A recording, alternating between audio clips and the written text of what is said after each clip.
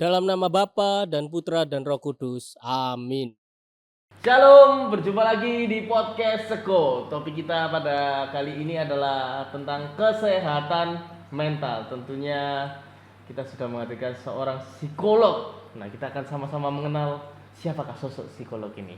Silakan. Halo, selamat pagi. Ini pagi ya kita rekamannya. Ya, kenalan dulu. Nama saya Ernestine Octaviana Yuniswara. Saya seorang psikolog, lebih tepatnya psikolog klinis karena saya biasanya menangani klien-klien yang memang punya gangguan-gangguan kesehatan mental. Saat ini saya adalah warga yang domisilinya di wilayah lingkungan Santo Petrus. Ini Santo Petrus. Di Kemasan. Nah, ini kebetulan sekali karena kru-kru kita ini banyak yang mentalnya Muda-muda, agak gimana gitu loh. Kena mental. Biar nggak mental. Biar gak mental ini, mentalnya ini kadang breakdown ini. Oke. Nah, topik kita hari ini kan tentang kita membahas kecemasan ya.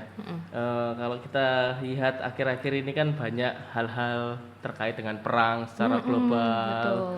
kemudian program-program pemerintah kita yang Betul. Ya. cukup membuat kita juga bingung untuk Ya. arahnya kemana nanti ini. Nah, kerentanan terhadap kecemasan ini, kalau menurut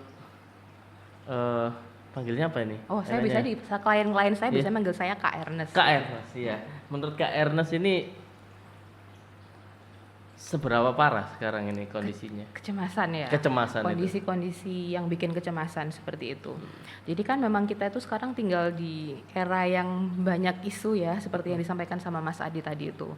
Ada yang secara ekonomi bikin gonjang-ganjing, perang juga kayak gitu. Orang-orang yang sekarang pendidikan juga mikir kayak nanti ke depannya anak-anak saya kalau mau sekolah kayak gimana. Jadi banyak hal-hal yang memang pada akhirnya menyebabkan si kecemasan itu. Nah, kalau kita ngomongin kecemasan, kita tuh biasanya mikirnya tuh kayak tuh perasaannya deg-degan kayak gitu kan, terus jadi kayak susah untuk mikir, overthinking kayak gitu-gitu, atau kalau misalnya ada apa-apa tuh jadi kayak kepikiran terus kayak gitu kan. Nah, kondisi masyarakat kita, kondisi geopolitik, kondisi nasional itu juga yang bikin kita sekarang ngerasa khawatir, cemas kan, yaitu yang kita alami sebagai kecemasan. Itu salah satu bentuk emosi sebenarnya. Jadi kecemasan itu sebenarnya adalah hal yang wajar karena kan kita sebagai manusia itu pasti akan bereaksi ya dengan kondisi-kondisi di lingkungan kita. Ya misalnya kayak kalau ada perang, ada kondisi-kondisi yang nggak menyenangkan, kita dapat kabar yang nggak menyenangkan tuh pasti kan deg dulu gitu kan. Ya.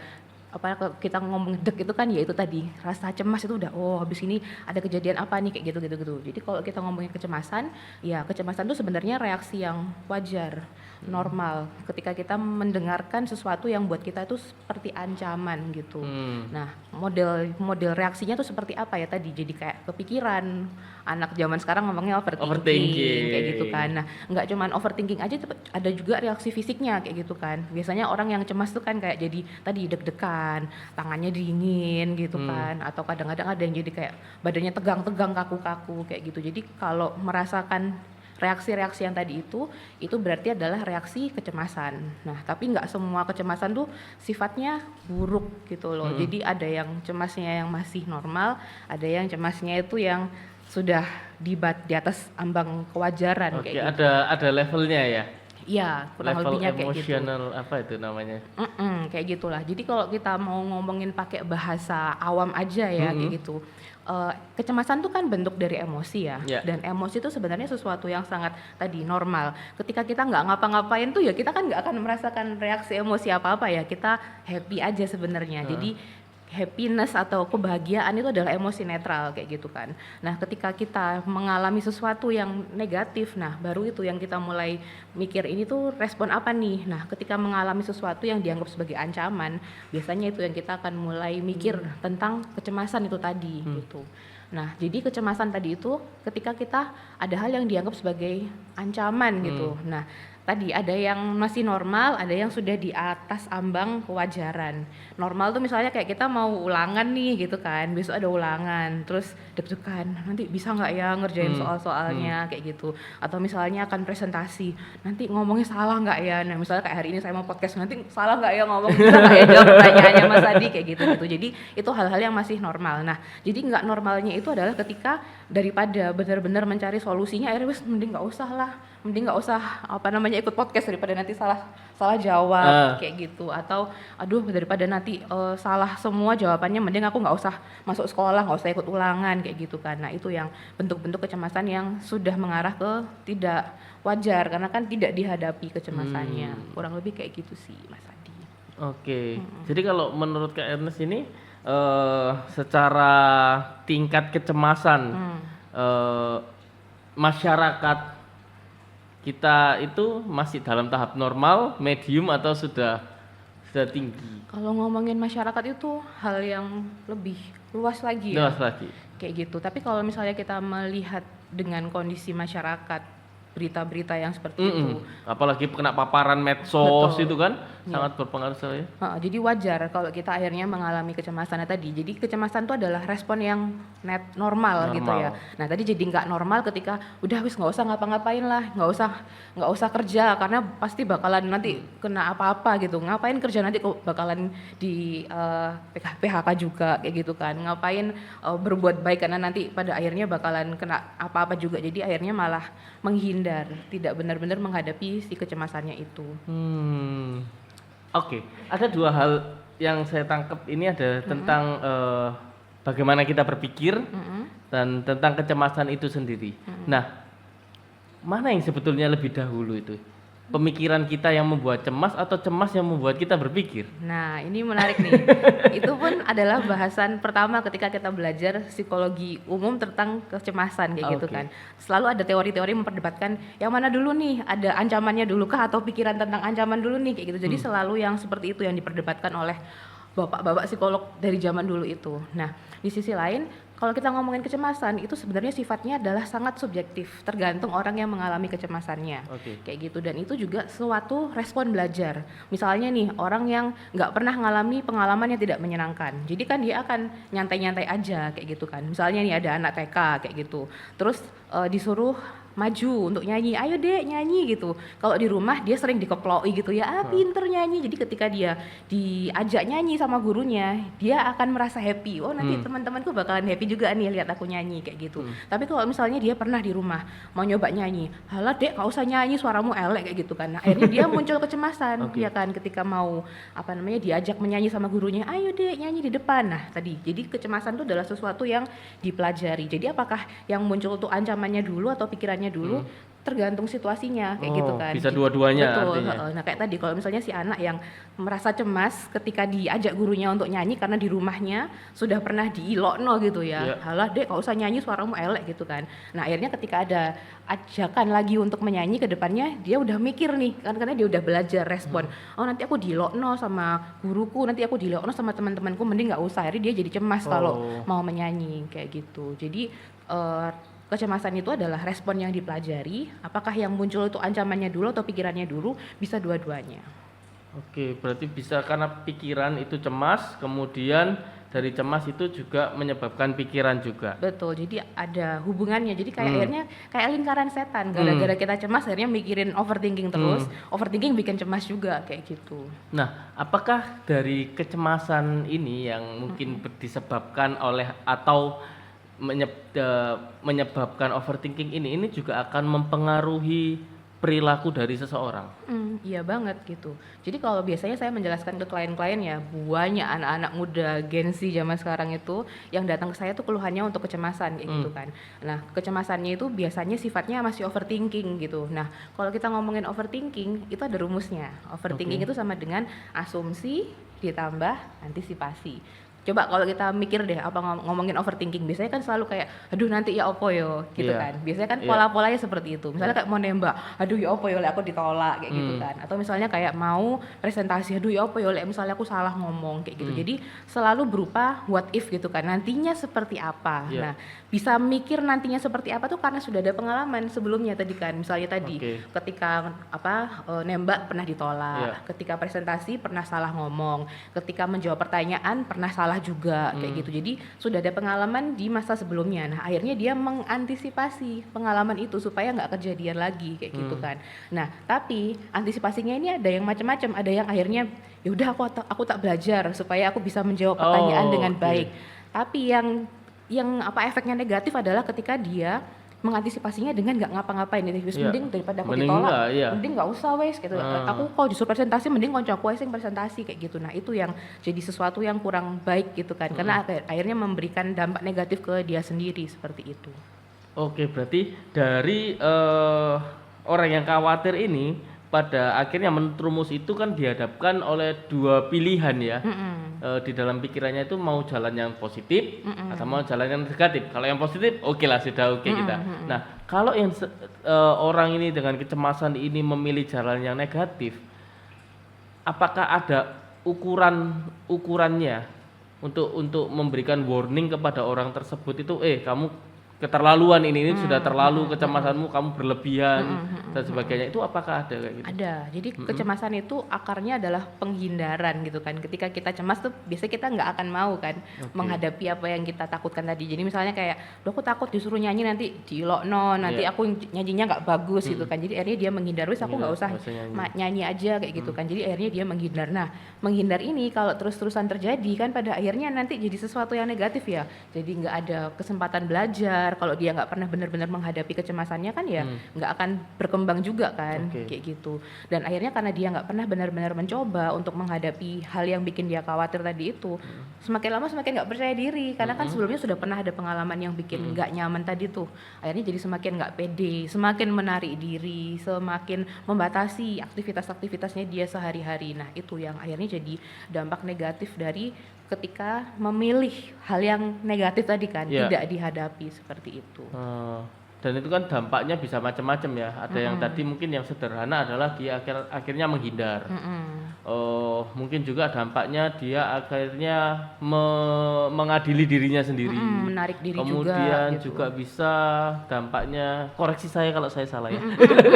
Bisa juga dampaknya itu dia menyiksa diri mungkin atau juga betul. menyakiti orang lain. Sangat self judgmental jadi akhirnya kayak, "Duh aku ini gak iso popo yo, ngene tok aku kok gak iso." Akhirnya dia jadi kayak semacam membandingkan diri dengan orang lain juga. Jadi padahal cuman akarnya satu nih, takut gitu kan, cemas gitu. Tapi akhirnya malah berkembang ke hal-hal yang lain juga kayak gitu. Bisa jadi cuman karena satu kecemasan tadi, karena nggak pernah diproses, bisa jadi ya tadi kena mental sampai akhirnya jadi depresi, ya amit-amit sampai akhirnya memutuskan hal yang negatif kayak tadi menyakiti diri sendiri lah, self harm gitu ya, atau kalau sudah benar-benar kalang kabut nggak pernah cerita ke siapa-siapa sampai akhirnya memutuskan untuk mengakhiri hidupnya dia sendiri juga ada kayak gitu.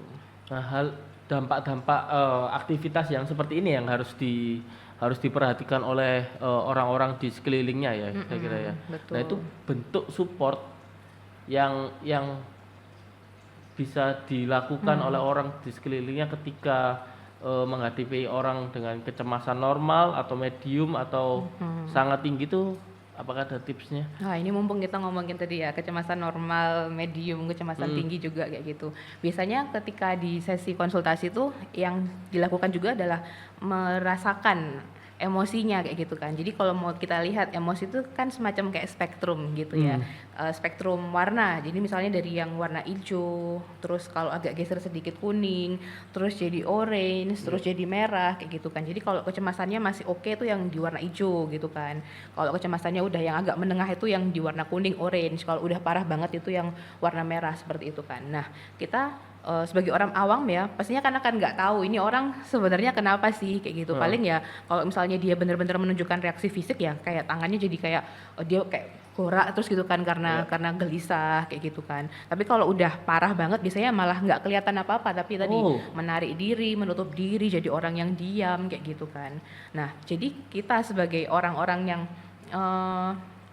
berniat membantu, tugas utamanya itu hanya mengamati aja kayak gitu. Ini orang kenapa ya kayak gitu. Kita amati ini ada perubahan perilaku nih kayaknya yang tadi biasanya mungkin orangnya lumayan ceria gitu ya, kok jadi banyak geraknya kayak gitu kan. Kadang-kadang orang yang cemas itu kan cuma kayak muter gitu kan, mondar-mandir atau kayak apa namanya kayak bengong sendiri gitu tuh. Nah, apa namanya kalau misalnya masih bisa diajak omong ya kita tanyain gitu kan, ada apa gitu. Nah kalau misalnya yang sudah agak berbahaya gitu ya tingkatannya, dia akan menarik diri gitu. Nah kalau yang sudah benar-benar parah itu biasanya malah akan kelihatan kayak nggak ada apa-apa tapi tiba-tiba udah hilang Iya. aja kayak gitu kan. Nah jadi tadi tugasnya kita sebagai orang yang berniat untuk mendukung itu adalah mengamati dulu ini dia ada di posisi yang mana nih kayak gitu kan. Kalau kita lihat dia tuh masih di area yang warnanya hijau-hijau atau kuning-kuning, kita masih bisa bantu nih dengan cara mendengarkan. Tapi kalau udah warnanya agak yang merah gitu tadi itu sudah ranahnya ke profesional seperti itu. Nah tadi kalau kita sebagai orang awam nih yang perlu dilakukan apa gitu kan. Tadi setelah kita mengamati, kita bisa bertanya. Nah, ini tuh sekalian kita melakukan yang namanya psychological first aid gitu kan, PFA. Nah, atau penanganan pertama untuk psikologi betul gitu ya. sekali kayak gitu. Nah, di PFA itu yang perlu kita lakukan adalah tadi kita mengamati dulu.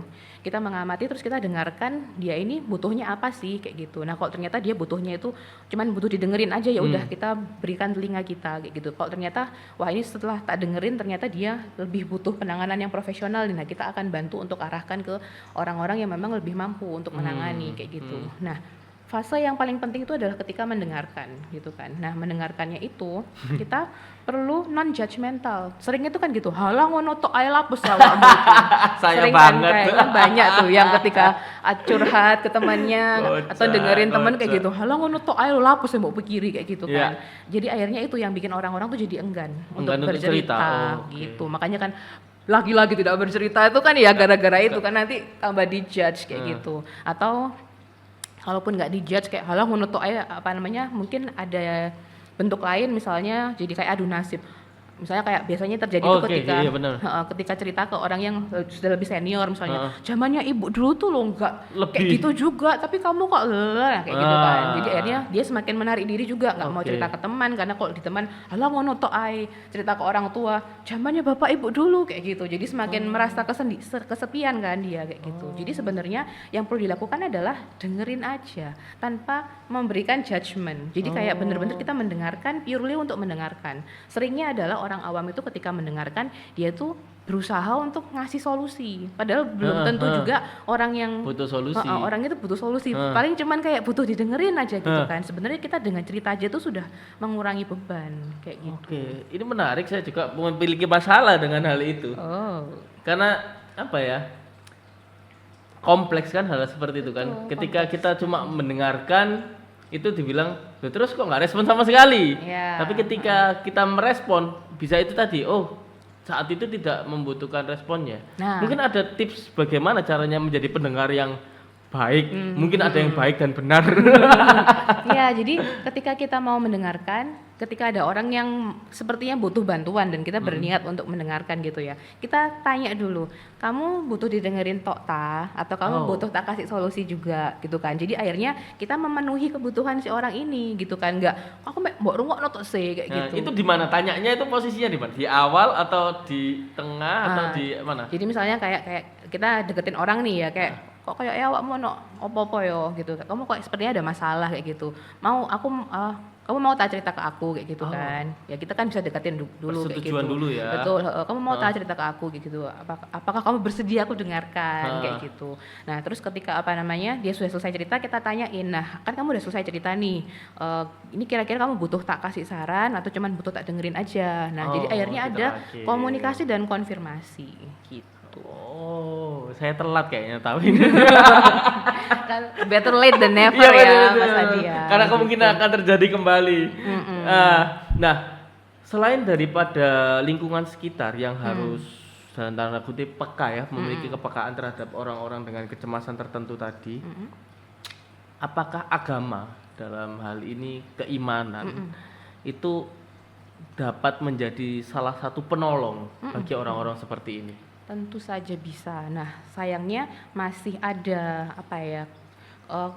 pola pikir yang kurang pas. Jadi misalnya kayak beriman tuh cukup berdoa aja. Padahal kan ketika kita beriman tuh kan berarti kita mengamalkan ajaran-ajarannya.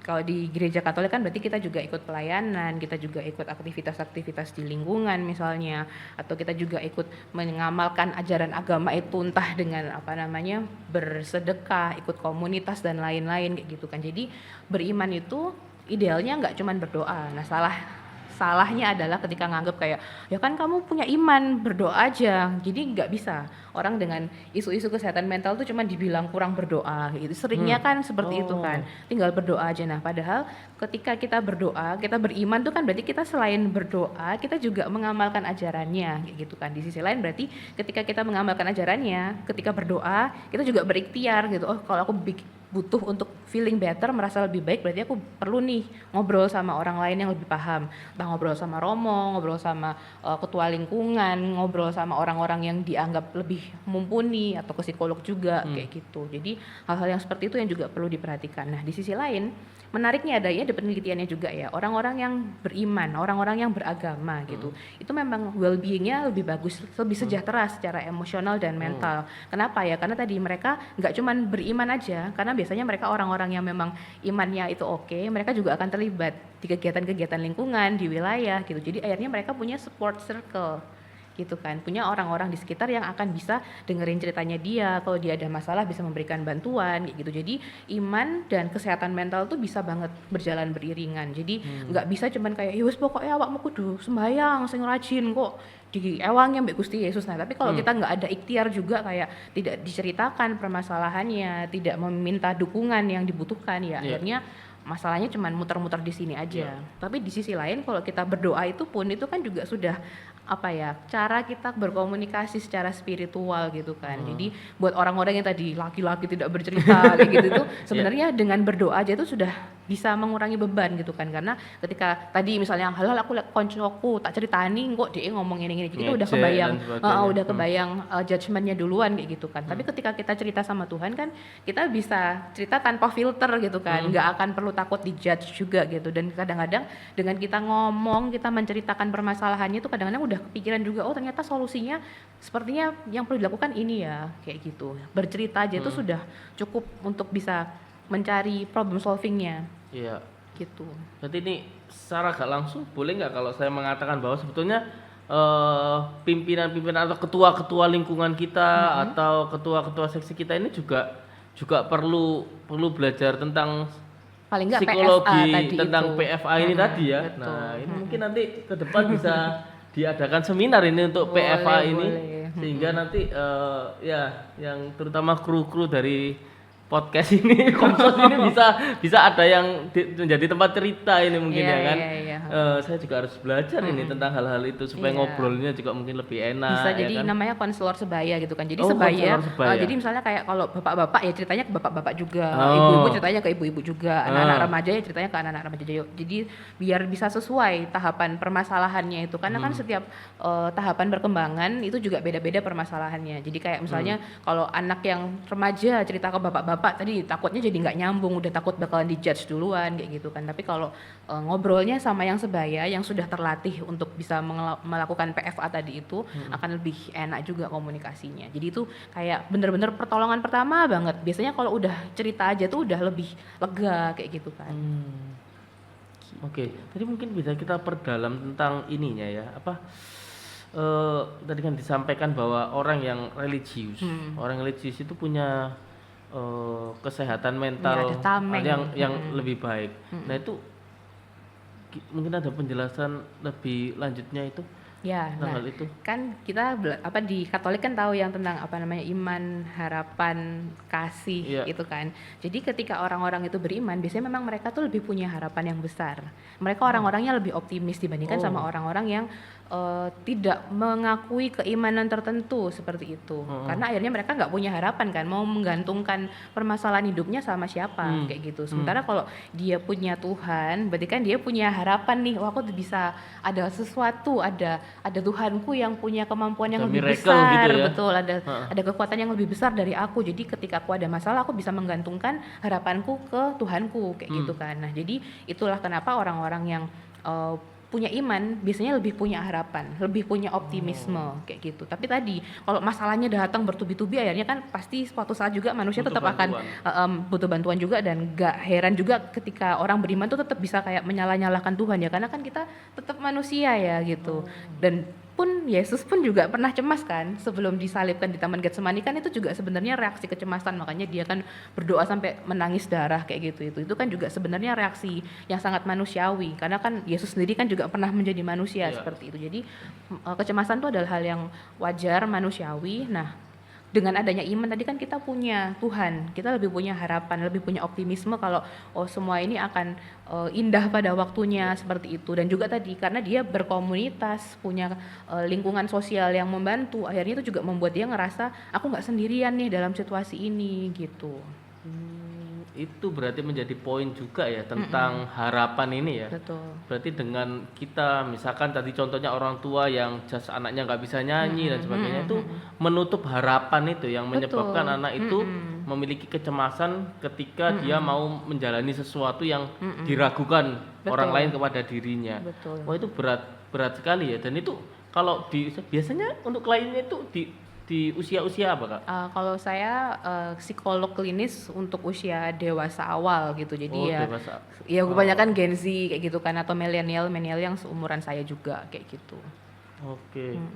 Nah, seberapa ini melekat judgement itu terhadap satu sosok ini? Wah, melekat banget. Tadi kan sempat kita diskusikan di awal ya, bahwa kecemasan itu adalah respon yang kita pelajari gitu kan.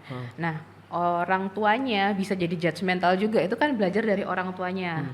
Orang tuanya jadi kakek neneknya itu kan belajar judgmental juga kan dari kakek neneknya yang sebelumnya juga. Jadi itu adalah hal yang turun-temurun. Jadi akhirnya untungnya ya Gen Z itu kan sekarang sudah lebih melek kesehatan mental. Jadi mereka akhirnya bisa memutus rantai pola perilaku yang tidak bermanfaat tadi itu, supaya mereka ketika nantinya punya anak atau punya relasi dengan orang lain tuh bisa lebih positif lah hubungannya. Jadi nggak jadi orang yang judgmental, nggak yang ngilok orang lain sebelum tahu mereka potensinya seperti apa, seperti itu. Kebetulan kan saya ngajar anak-anak ya SD, dan ngajar anak-anak yang usia SD ini kan tidak bisa lepas dari peran orang tuanya. Mungkin kalau yang SMP, SMA itu sudah mulai dilepas sendiri dia untuk mencari jati diri. Nah, yang SD ini kan masih belum bisa, dan tadi bahwa judgement yang diberikan itu yang di generasi sekarang itu sudah mulai untuk diputuskan. Nah, saya melihat satu kondisi di mana yang mungkin ini sesuai. Jadi judgement yang diputuskan ini akhirnya melahirkan yang namanya penolakan atau ignorance terhadap hal-hal buruk terhadap dirinya, dalam arti memang dia lemah di situ. Contohnya kayak gimana tuh? Misalnya anak memang belum bisa nyanyi gitu kan, belum bisa nyanyi, tapi dia dipaksakan anak ini, pokoknya anak saya harus diikutkan lomba nyanyi. Tapi kondisi anaknya ini memang belum sesuai kompetensinya untuk nyanyi itu bagaimana?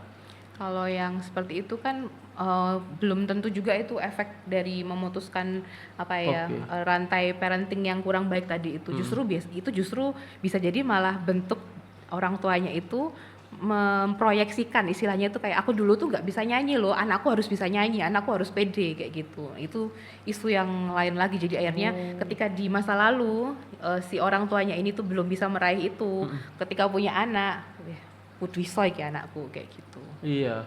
Soalnya anaknya itu biasanya cerita sama saya. Saya tuh nggak pengen loh, saya tuh saya ya nggak bisa nyanyi ini. Dia sendiri sudah mengidentifikasi dirinya tanpa. Tadi kan kebalikannya ya. Tadi yang orang tua yang judge ini, tapi anaknya ini sudah menyadari dirinya potensinya itu apa. Aku itu lebih bisa, bahasanya anak-anak sih lebih suka gambar daripada nyanyi, tapi aku dipaksa untuk nyanyi. Oh, tapi itu bukan bagian dari ini ya.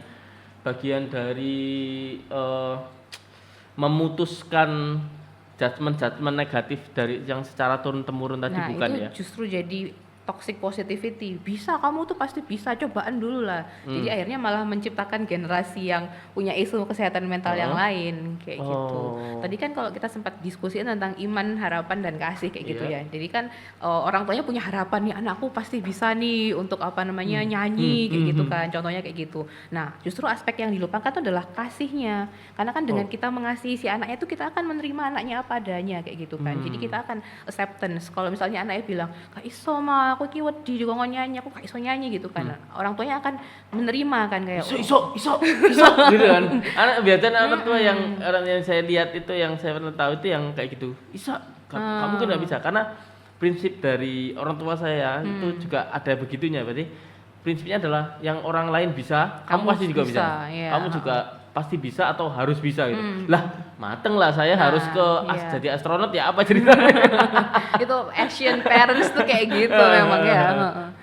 Ya, jadi tadi justru itu kan ada kecemasan sebenarnya Dari orang tuanya dari ini orang ya? tuanya itu dikasihkan ke anaknya. Lah anakku gak iso ya apa, jadi kudu iso kayak gitu. Kudu iso gitu ya.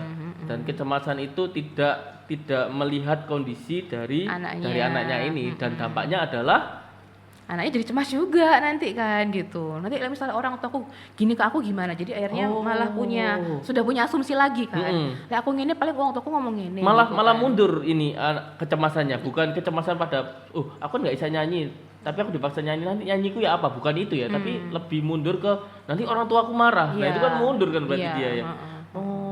Jadi semakin kompleks anak menjadi rentan untuk stres juga ini. Betul, makanya untungnya kan sudah lebih banyak orang tua yang melek dengan parenting kayak gitu ya. Jadi penting banget juga buat ada kelas-kelas pranikah yang akan mengajarkan pola-pola parenting itu seperti apa, dan juga ada couples counselor juga kan, psikolog-psikolog yang memang memberikan konseling pranikah kayak gitu supaya permasalahan batinnya para pasutri, calon pasutrinya itu bisa terselesaikan dulu sebelum mereka nanti punya anak. Jadi ketika mereka akan berkeluarga itu sudah sama-sama selesai sama permasalahannya sendiri kayak gitu. Sudah nggak ada yang dicemas-cemaskan lagi. Yang perlu ditingkatkan sih ini di dalam pembelajaran sebelum menikah itu. Banyak sebenarnya PR-nya ya. Kalau kita ngomongin dari kesehatan mental. Mungkin nanti dari podcast ini kita bisa cicil sedikit-sedikit masalah yang ada ini, sehingga nanti semakin terciptalah surga.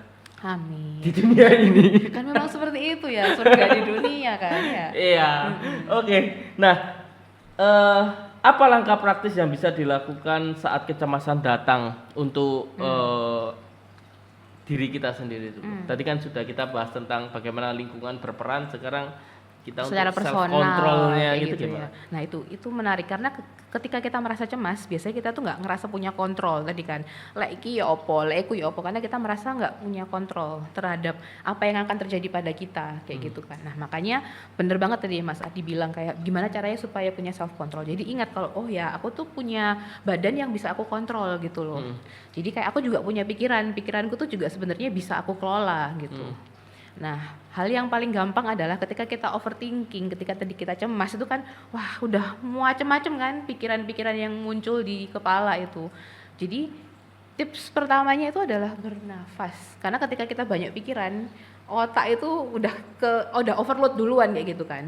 Dan kalau kita belajar biologi, makanannya otak itu kan oksigen. Jadi dengan kita bernafas, kita ngasih oksigen ke otak gitu. Otak itu akan lebih bisa berpikir secara lebih jernih lagi kayak gitu kan. Jadi ada banyak teknik pernafasan yang bisa dipelajari, tapi yang paling simpel ya udah kayak nafas, dihembuskan, kayak nafas, dihembuskan, udah gitu sampai kayak udah ngerasa lebih tenang ya. Ini terjadi sama saya juga, misalnya kayak dulu saya pemazmur gitu ya, terus sebelum nyanyi mazmur tuh kan kayak bacaan pertama lagi dibacakan gitu kan, iso nggak yo nyanyi, apalagi kalau lagunya agak susah kayak gitu kan. Jadi ya tarik nafas, buang nafas, tarik nafas, buang nafas gitu. Terus mengingatkan diri kayak, oh aku tuh sudah belajar loh, aku udah belajar nyanyi lagu yang akan aku bacakan, akan aku nyanyikan, akan aku daraskan ayat-ayatnya setelah ini. Jadi mengingatkan diri sendiri juga kalau kita sudah ada usaha yang kita lakukan untuk mempersiapkan diri. Dan tadi karena kita punya iman kayak, oh ya aku melakukan ini, aku dibantu juga kok sama Tuhan, sama Roh Kudus gitu. Jadi bernafas, terus ingatkan diri sendiri bahwa kita juga sudah ada usaha untuk mempersiapkan diri, kalau memang sudah ada usaha mempersiapkan diri, dan ingatkan diri sendiri juga bahwa kecemasan kita itu cuman bentuknya pikiran aja, belum kejadian kan, misalnya kayak mikir, ya apa misalnya aku nggak bisa ngambil nada tingginya, itu kan belum kejadian, asumsi masih berupa asumsi. Jadi kayak ingatkan itu masih asumsi, kecemasanku tuh cuman asumsi aja kayak gitu. Dan dengan kita bernafas itu akan mengingatkan kita untuk yang nyata itu sekarang, yang nyata ini aku masih belum tampil di Ambo, aku masih nunggu giliranku untuk nyanyi kayak gitu kan. Jadi akhirnya kita bisa lebih tenang. Nanti ketikanya sudah sampai di mimbar kayak gitu kan, sudah lebih oh iya aku udah siap, aku udah berdoa, aku udah latihan. Jadi akhirnya bisa present secara baik kayak gitu. Oke. Bernafas itu udah yang Bernafas paling gampang paling sebenarnya. sederhana itu ya. Tapi bernafasnya nggak boleh sambil pegang rokok ya. Nah, Bapak-bapak gitu. itu. Betul, Nah, betul. sebatang Sebat- dulu, ya. sebatang dulu biar tenang gitu kan. Nah. Itu malah otak kita malah wah kena karbon dioksida. Iya, Hmm. gitu. Nah, untuk Kak Ena sendiri ketika melakukan pendampingan pendampingan psikologi ke klien-kliennya itu apakah juga memasukkan nilai-nilai kekatolikan Oh. di dalam profesionalitasnya? Ketika saya tahu kliennya Katolik, kan ketika datang ke saya kan ada data klien kayak gitu ya. Kalau memang ternyata kliennya Katolik dan dalam obrolannya, dalam diskusinya itu dia memunculkan menunjukkan gelagat kalau orang ini itu juga rajin berdoa kayak gitu kan, atau dia itu juga aktif di paroki atau apa, itu saya bisa masuk ke sana. Tapi kalau memang secara profesional ada kode etik yang perlu diikuti, saya perlu netral sama klien-klien saya. Oke. Jadi sebisa mungkin ketika memang saya lihat ini kliennya bisa nih diajak ngobrol terkait hal-hal yang sifatnya itu lebih spiritual kayak gitu, saya akan gunakan pendekatan yang lebih spiritual tadi itu. Sebagai pendekatannya. Betul. Untung saya nggak jadi psikolog. Kalau jadi psikolog saya, Pak saya ada masalah ini baptis. Ada masalah ini baptis. Mau apapun solusinya baptis. Karena MBG nggak sampai di kita. Oke, nah kapan seseorang itu perlu sadar untuk mencari bantuan? Ini mungkin kan kadang kan kita kurang sadar ya. Namanya kita sudah sumpek, sudah Iya, cemas, iya, sudah stres. betul. Kesadaran kita menurun atas diri kita. Nah, mungkin ini bisa menjadi pengingat bagi umat sekalian apabila mengalami hal-hal yang sudah kita sampaikan tadi ini sampai di tahap mana mereka harus meminta bantuan itu. Oke, jadi tadi kita perlu sadari dulu ya tadi ya, kayak sadari. ini kondisi yang aku rasakan tuh masih yang hijau kah, masih yang kuning kah, sudah yang orange kah, atau malah sudah di warna merah nih kayak gitu kan. Jadi ketika masih yang warna hijau atau kuning, berarti kita bisa tadi berdoa dulu, ngobrol sama teman, bilang ke teman kayak aku cuman butuh didengerin nih, bukan butuh dikasih saran atau judgement kayak gitu kan. Biasanya itu sudah lebih lega kayak gitu. Nah tadi ketika kita masuk ke ranah yang sudah warnanya orange dan kuning ini, itu akan ada tanda-tanda fisik. Misalnya apa? Sudah mencoba cerita ke teman, sudah berdoa, sudah rosario, sudah rajin ibadah kayak gitu, tapi perasaan nggak tenangnya itu tetap muncul terus kayak gitu. Berarti nggak menurun nih kondisi yang dirasakan, atau malah semakin parah. Biasanya itu penandanya itu adalah sekitaran 2 minggu. Kalau 2 minggu itu tidak membaik, masuk ke minggu ketiga, masuk ke 1 bulan gitu, memang itu berarti sudah butuh untuk mendapatkan dukungan dari profesional seperti itu. Atau misalnya kayak sampai berdampak ke aspek-aspek sosial, ketika dia akhirnya jadi sangat menarik diri, tadi kan dikasih tugas-tugas jadi nggak percaya diri, menolak semua aktivitas kayak gitu kan, terus-terusan ngerasa nggak pede, terus-terusan merasa aku gak iso, nggak berharga seperti itu. Jadi penanda-penanda bahwa kalau kok aku nggak merasa baik-baik aja ya, kok aku sudah melakukan berbagai hal tapi tetap nggak ada perubahan yang signifikan ya, itu memang berarti sudah perlu untuk mendapatkan dukungan yang lebih kayak gitu. Profesionalnya bukan artinya dukun loh ya. Psikolog yang benar-benar ngerti, ada keilmuannya. Nah, tapi di sisi lain juga kan profesional kesehatan mental tuh ada konselor, ada psikolog, ada psikiater ya gitu. Jadi kalau memang itu mungkin dibedakan juga. betul. Jadi kalau konselor sama psikolog itu mirip-mirip lah. Jadi kita memberikan terapinya tuh dengan ngobrol seperti ini. Nah, kalau untuk psikolog itu terutama saya ya, karena saya psikolog klinis, berarti kan memang fokusnya itu ke hal-hal yang memang gangguan-gangguan psikologis kayak gitu, kayak depresi, kecemasan, kalau mungkin pernah dengar istilah gangguan bipolar seperti itu.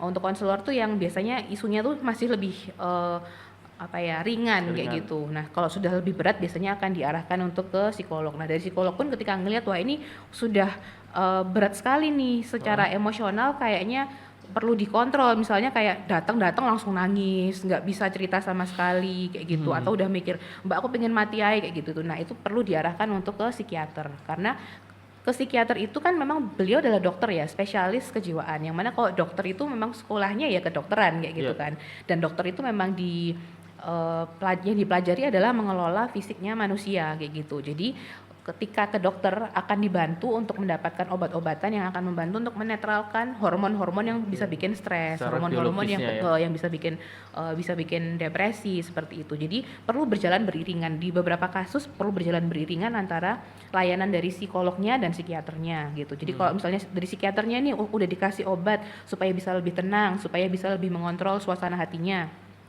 kan sudah lebih netral tuh, tapi kadang-kadang masih ada pikiran-pikiran yang mengganggu gitu. Nah itu yang akan diproses bersama psikolognya kayak gitu.